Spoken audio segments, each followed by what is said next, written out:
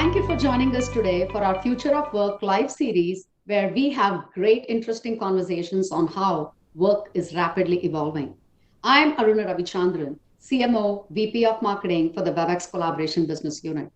Today, I have the extreme pleasure of welcoming Jon Herstein, Chief Customer Officer and Senior Vice President of Box. Thank you, Jon, Aruna. welcome. Thank you very much. It's great to be here, and I'm really looking forward to the conversation.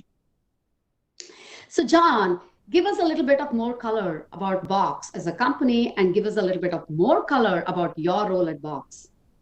Sure, yes. For folks who don't know Box, Box is about a 15-year-old company. We're publicly traded, and our focus is on a domain area that we call cloud content management. And basically what it means that we are 100% cloud-focused platform, and that basically provides the ability to store and collaborate and secure unstructured content. So think of files, PowerPoint documents, Excel documents, Word documents, any content really. We make it very easy for people to work on those documents together, to bring in their productivity tools and make sure that content is secure and available from any device at any time. My role at Box is I'm head of customer success, which basically means that my teams are responsible for all the work we do with our customers from a service perspective, which includes folks like our customer success managers, our consulting team, and our support organization. I've been with Box for about 9 years, and I'm very happy to be here and chatting with you today. That's awesome. So I'm sure you've seen some interesting trends which are evolving in the marketplace today, especially given the pandemic. What are some of the key trends you have actually seen in your particular space?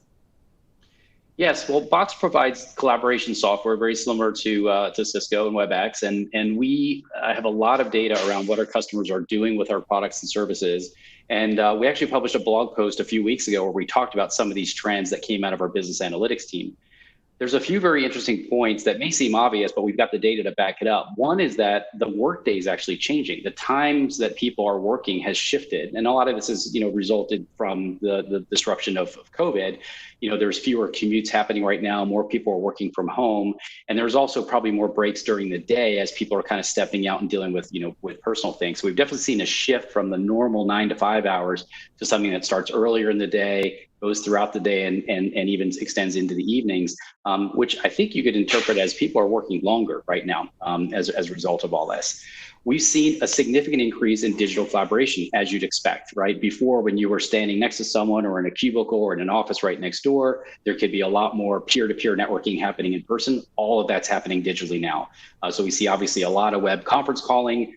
We have a lot of document sharing and collaboration, and that's happening, really everywhere. And then the last is that we are seeing our users using more of the integration of applications with our platform as they work around content. And so we're seeing all the productivity apps that people will use, with Box and with others. They're starting to use those more and more. So sort of the sophistication of our end users' usage is actually increasing, and we saw that pretty significantly.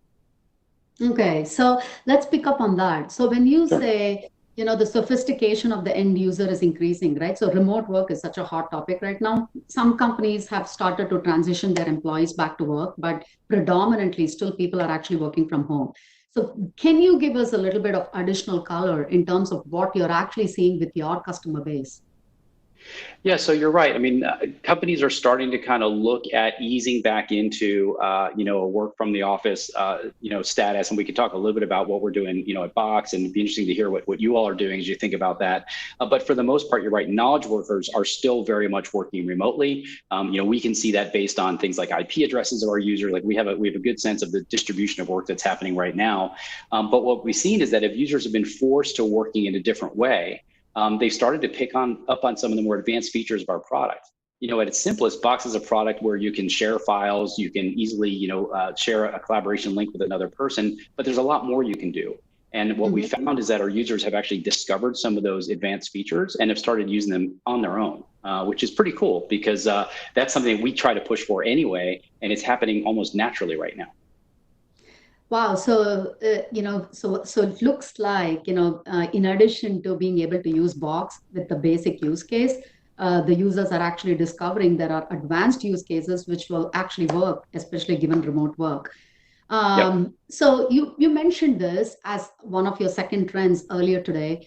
There is a perfect marriage between collaboration tools as well as productivity tools. And we have seen that a huge increase in that. Are you seeing the same trend? We absolutely are. Again, at the very simplest, Box is a platform just for storing your files and getting access to them. But the real power of these tools comes in when you start working with other people. Just having a place to store your own documents is not particularly interesting. But once you start becoming a place where content is shared by multiple users who are working on a project, some initiative, and they need to advance, the state of a document, whether it's a spreadsheet or a PowerPoint, a Word document, whatever it is, the way that work happens, as we know, is it happens collaboratively, and people are not just working on something on their own and then publishing it. There's typically a team or a group of people working on it. We've seen that increase very, very significantly. And we've seen it in certain industries more than others. I mean, you can imagine in healthcare and industry like state and local governments, where they've had to very, very quickly respond. They've tended to not be the most digital first kinds of industries. They've been forced to work a little bit differently now. And we've seen that very, very rapidly, that trend changing. In fact, I can totally correlate to that. Especially in the world of video conferencing, what we've seen is that some of the top use cases are actually in healthcare, education, right, and like you said, government and media, because they had to respond very, very quickly, and they're not used to the digital world, and they had to basically adopt the various different technologies in a hurry. Yeah, can I just add to that, because I think healthcare is a really interesting one where I think we've been talking about telemedicine for quite some time, but people were very slow to adopt. Well, guess what? Now it's almost mandatory, right? There are doctors who won't see patients in person right now, and they have to continue to consult with them. So we're seeing a very rapid movement, which would, affect obviously video conferencing, but also the sharing of medical records. All of that happening in a very different way than it was just a few months ago. Yeah, that is, like I said, one of our top use cases with video conferencing. But again, when you think about telemedicine, and it doesn't matter about telemedicine, but telemedicine definitely is the case where you have to think about security, right? So as people have shifted to remote work, and as the knowledge workers, end users are discovering their different creative use cases in terms of being able to leverage the technology, security now becomes something which is top of mind. And as a document collaboration vendor, how do you see security? How are you able to, help your customers when you think about the whole collaboration aspect? Yeah, it's a great question. I think, for us, and I think for you as well, security has been at the core of what we do for a long, long time. So in a lot of ways, you could say we haven't had to change anything around how we secure Box, how we secure our customers' content, because we've been doing this for a long time, and it's been really one of the most important aspects of our product set is really, really robust security. But what is different now is that, end users are now sitting outside the corporate walls, right? And before, maybe they were coming to the office. But frankly, that trend's been happening for a while. We've had mobile remote workers for years, people working from airport lounges, from coffee shops, from hotel lobbies. And that's really not different. And the shift away from things like VPNs to secure content and to more of the kinds of capabilities that we've had for a long time, like encryption of your content, both at rest and while it's in motion, the rules and access lists that you've got around who can access a piece of content, all the monitoring and the ability to see who has access to a piece of content and when and from what IP address. All of that's really, really critical now, and even more so than it was before. Because before you might have had a percentage of your population that was working remotely. Today, again, in your knowledge worker population, it's basically everybody, right, is working remotely. And I think, companies can't necessarily completely secure all the way into an end user's, desktop inside of their house, but you can control what happens at the core, which is where, for us, the content lives. So Jon, give me a little bit of more color with respect to your customer use cases. Like, how have they actually adopted the document collaboration technology, especially given the COVID world?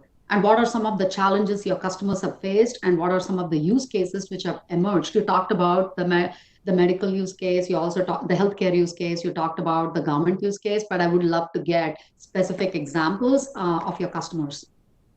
Yeah, I'll give you one really interesting one. A longtime customer of ours is the International Rescue Committee, or IRC.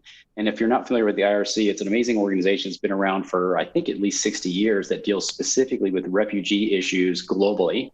And they basically step in situations where you've got kind of large increases in refugee populations in particular areas that are hard hit by political issues or natural disasters, those types of things.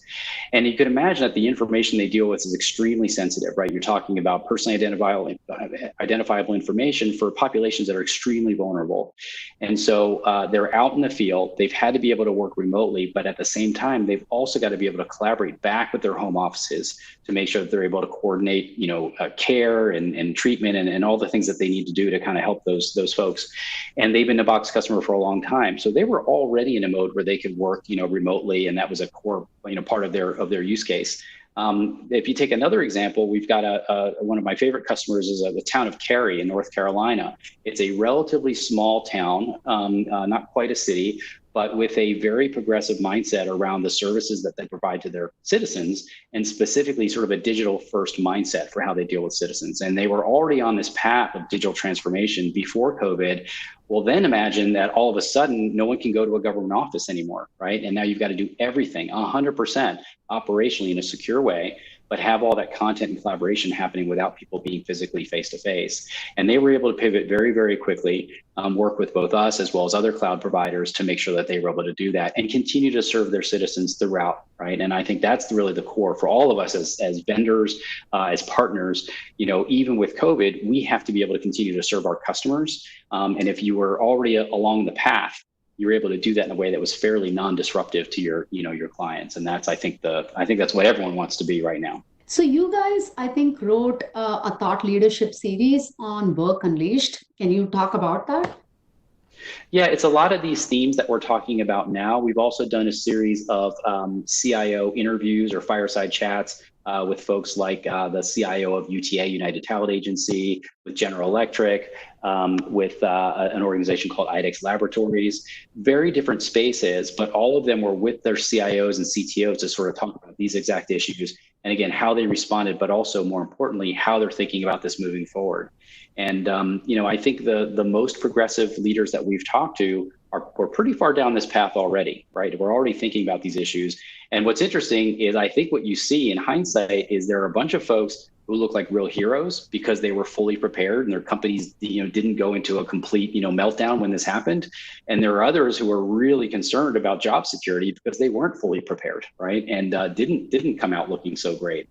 That's a whole separate set of issues around career and so forth. But there's no question we are not going back to a world where people assume that you have to go into the office to get your job done. No one's going back there. We have to be prepared for incidents like this in the future. And again, we've shown to employees and to our customers that we can work effectively this way. No one wants to go fully back to the past.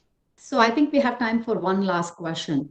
Sure. So how do you think the future of work is actually going to be, right? Like more and more enterprises are going to transition their employees back into the office. I think that enterprises, retail companies, healthcare companies probably are going to be in a hybrid world. We don't know.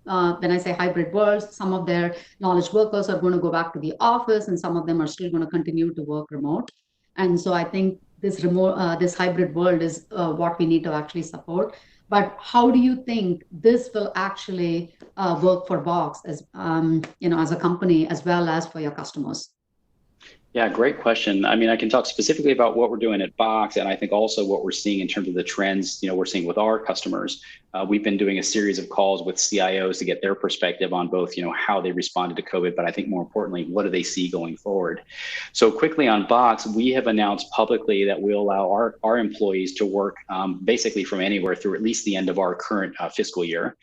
And then beyond that, our view is that we're going to be a digital first company, and we're going to create a lot of flexibility around the work environment that people have. We're still working out exactly what that means in terms of policies. There's a lot of questions that come up around, well, if a employee wants to move from one location to another location, how do you deal with the relocation issue around that, tax issues, salary issues? There's a lot that has to be worked out.